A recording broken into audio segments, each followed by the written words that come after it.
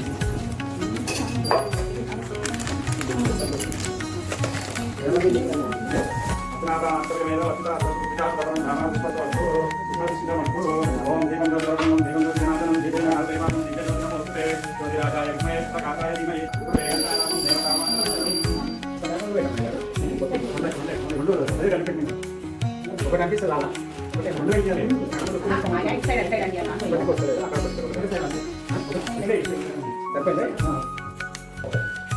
केशवाय स्वाहा ओम नारायणाय स्वाहा ओम दामोदराय स्वाहा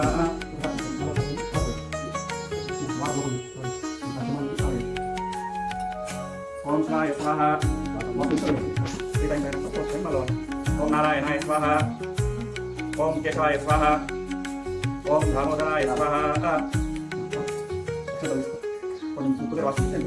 ओम शोषवती संस्कृतं जाता सरते गुरुवारां निके भगवानी नमस्ते मस्तिष्के विश्वासनाम संवत्सरे श्रावण मासे वर्षऋतुवे मोहनराव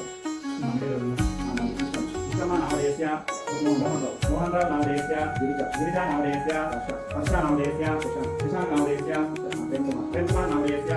भास्कर नामधेयस्य सुभाष नामधेयस्य पृथ्वीराज नामधेयस्य सूर्यादीनां नवानां अत्यंत अनुकूलता सिद्धार्थं मम उद्योगे व्यापारे व्यवहारे वाहन दिनदिन अभिवृद्ध्यार्थं मम क्षेम स्थैर्य धैर्य विजय अभय आयु आरोग्य ऐश्वर्य अभिवृद्ध्यार्थं मम धर्म अर्थ काम्य मोक्ष चतुर्विध फल पुरुषार्थं मम पूजा अनंत श्री धनलक्ष्मी व्रत पूजा अहं करिष्ये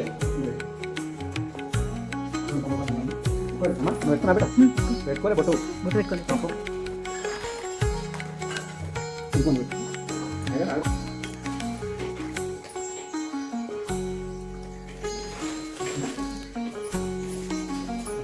ఉంటుంది కదా లోపల ఉంటుంది కదా లోపల ఆ కుక్కలకి ఒక చికెన్ ఒక చిక్కడికి తీయాలి ओम गणपतिकाय नमः ओम लंबोदराय नमः ओम सुखाय नमः ओम कंकाय नमः ओम सुमुखाय नमः ओम कुटिवालनाय नमः ओम ज्ञानदीपाय नमः ओम सुखांते इकड़ी इसको मैं ये बस कटिया में ఈ అడిగిన ప్రశ్నే ఒకనప్పుడు దేవసేన నారదుడు శ్రీమన్నారాయణ అడిగను ఆయన నారదుడికి చెప్పేదానే నేను మీకు చెప్పేదా వినుము నారదుని లోకము తిరుగుచు అనుగ్రహించి కోరిక గలవాడై వివిధ లోకము తిరుగుచు భూలోకములకు వచ్చెను అక్కడ తాము చేసిన నానా కర్మలచే నానా దుఃఖములు అనుభవించి అనేక జన్మములు ఎత్తున్నటువంటి జనులను చూసి ఏ ఉపాయము వీరు తొలగించును వీరి ఉపాని చేశాను సర్వలోక పరిపాలకులకు శ్రీహరి నమస్కరించు వైకుంఠములకు వెళ్ళాను అక్కడ తెల్లని శరీర కాంతి గలవారు 4 భుజములు గలవారు శంఖము చక్రము గద పద్మము వనమాలిచే అలంకరించబడిన శ్రీ శ్రీమన్నారాయణ చూసి స్తుతించుట ఆరంభించను మాటకు మనసుకు అందరి రూపం గలవాడు సృష్టిస్థితులైన చేయు అనంత శక్తి గలవాడు పుట్టుట పెరుగుట నశించుట లేనివాడు మొదటి తద్రజత గుణములు లేనివాడు అయినా ఈ సృష్టి వ్యవహారంలో త్రిగుణములు గలవాడు అన్నిటికీ మొదటివాడవు భక్తుల బాధలు తెచ్చువాడవు అగు నీకు నమస్కారము నారదుని ఈ సూత్రములు విని విష్ణు నారదునితో ఇట్లా నేను నారదుని నీవు ఇక్కడికి ఏదో వచ్చివి నీ మనసులో ఏం కోరిక ఉన్నది చెప్పుము నీవు అడిగిన అన్ని వివరించదను అని నారదుడికి చెప్పాను స్వామి భూలోకమున జనులందరూ చాలా దుఃఖములు అనుభవించుతున్నారు మగువ పక్షాది అనేక జన్మములు ఎత్తుతున్నారు తేలికైన ఉపాయం చేత వారి పాపాలన్నీ నశించు మార్గమును దయచేసి నాకు ఉపదేశింపుము అని అడగక ఆ భగవాన్ ఇట్లా నేను నారద లోకంలోని వారు సుఖపడవాలనే మంచి బుద్ధితో నీవు అడిగిన విషయము చాలా బాగున్నది జనులు దేని చేత సంసార బాధని విడిచి సౌఖ్యం నందులో అతి సులభోపాయం చెప్పేదా వినుము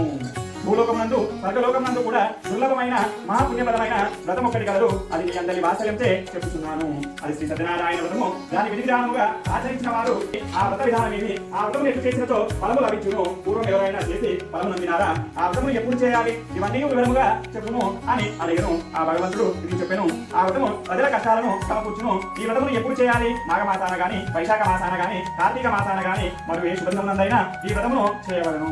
యుద్ధమారంభమునందు కష్టం కలిగినప్పుడు దారిద్ర్యం కలిగినప్పుడు అవి తొలగిపోవడం కూడా ఈ వ్రతమును ఆచరించవచ్చు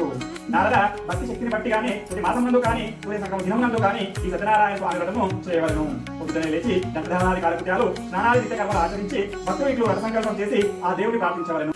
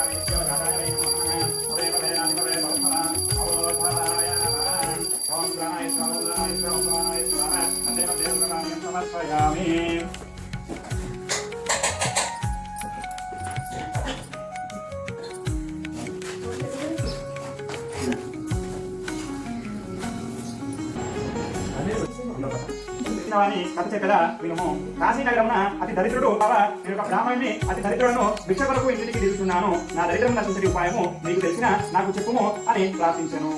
అంత బ్రాహ్మణుడైన ఓ బ్రాహ్మణ సత్యనారాయణ వ్రతం అనే ఒక వ్రతం ఉన్నది. అది చేసిన వారికి సర్వ దుఃఖము తొలగిపోవును. నీవు ఆ వ్రతము చేసి పక్షవలే వృద్ధి చెందుతుండగా తల్లిదండ్రులు ఆమె కళావతి అని పేరు పెట్టి ఆ సమయంలో లీలావతి భర్తను చూసి సంతోషంతో సంతానం కలిగినచో వ్రతం చేయడం మంచిది కదా, పుత్రిక కలిగినది కదా, ఇంకా వ్రతమాత తలపెట్టారేమి అని అడగగా అందుకు భర్త లీలావతి మన అమ్మాయి వివాహంలో వ్రతము తప్పక చేయదునని ఆమెను సమాధానపరిచి భర్తమునకై నగరానికి వెళ్ళెను. కళావతి తన తండ్రి ఇంటిలోనే పెరుగుతుండెను. నకై బయలుదేరెను. అతడు నౌకలో సముద్రపురానికి ఉన్న రత్నపురికి చేరుకుని అక్కడ అల్లుడితో కూడి వ్యాపారం సాగించుతుండెను. తర్వాత వ్యాపారంకై సాధువు పరీక్షించాలని కోరిక కలిగి సన్యాసి వేషంతో వచ్చి సాధువా నీ పడవలో ఏమున్నది అని అడిగాను. ఆ వయసులో ధనమరము గలవారై అడిగిన ఆ సన్యాసిని చూసి పరాశించి ఇందులో మాత్రం ఏమున్నది అపహరించడానికి చూస్తున్నావా, ఇందులో మాత్రము ఆకులు తీగలు తప్ప ఏమి లేవు అని చెప్పాను. సన్యాసి రూపాయన ఆ దేవుడు వారి మాటలు విని తలాస్తు అని పలికి అనే సాధువు కాలకొట్టాలను తీసుకుని వచ్చి ఆ పడవ ఆకులతో నిండి ఉండటం చూసి ఆశ్చర్యపడి మూర్చపోయాను. తెలివి వచ్చిన తర్వాత ధనములు అన్నందుకు చాలా విచారించను. అప్పుడు అల్లుడు సాధువును చూసి మహాత్ములైన సన్యాసిని పరాశించినాము, అతడు కోపంతో చెప్పించిపోయినాడు, ఆయనే మరలా మనము రక్షించగలడు, ఆయన శరణు వేడించో మన కోరికలు తీరును అని చెప్పాను. అల్లుడి మాటలు విని సాధువు సన్యాసి దగ్గరికి పోయి భక్తితో నమస్కరించి వినయ విజేతలతో ఇట్లా స్వామి నేను పలికినటువంటి దేవుడు రథంలో జాగ్రత్తగా కాపాడుతున్న అల్లుడు చూసి అల్లుడా చూసిగా మనము రథపురికి వచ్చినాము అనుచు తమ రాగను తెలియజేయటకు ఇంటికి ఒక దూతను పంపెను. ఆ వార్తాహరుడు నగరాలను మన నగరానికి వచ్చినారని చెప్పాను. దూత చెప్పిన మాటలు విని సాధువు భార్య తాము చేస్తున్నటువంటి సత్యనారాయణ వ్రతాన్ని త్వరగా పూర్తి చేసుకుని అమ్మా నేను వెళ్తున్నాను యథావిధిగా చేస్తూ ఆ సాధువు ఇక లోకమున సమస్త ఐశ్వర్యములన్నీ అనుభవించి చివరికి సత్యదేవుడి సన్నిధి చేరేను. అత చతురోధ్యాయ సత్యనారాయణ మహారాజుకి సత్యనారాయణ మహారాజుకి సత్యనారాయణ మహారాజుకి